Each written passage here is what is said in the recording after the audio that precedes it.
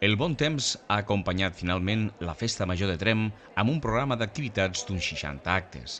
El punt d'inici de la festa el va marcar un emotiu pregó de la Roser Roca, directora general d'Airbus i filla de Tremp, la qual ha viscut en diferents països i ha triomfat en un sector majoritàriament masculí.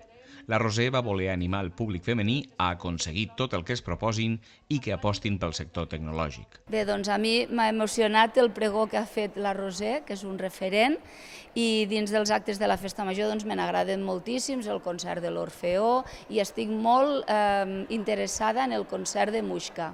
Per la meva part, les activitats que m'han sempre marcat de la Festa Major són aquelles que tenen un caire multigeneracional.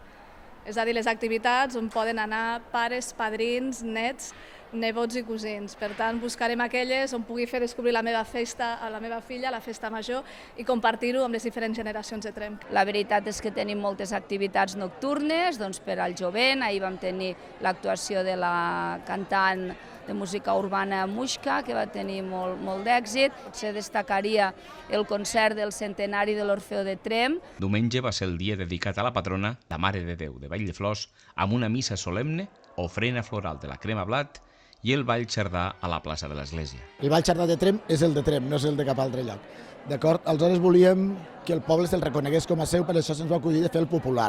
Ballem una vegada al ball xardà, l'esbar dansaire, i després convidem a la gent, que prèviament ha fet un parell o tres d'assajos. Aquestes coses s'ha de lluitar per mantenir-les. La Festa Major de Tremp segueix el dilluns i empalma amb alguns actes fins al dimecres, Diada Nacional de Catalunya.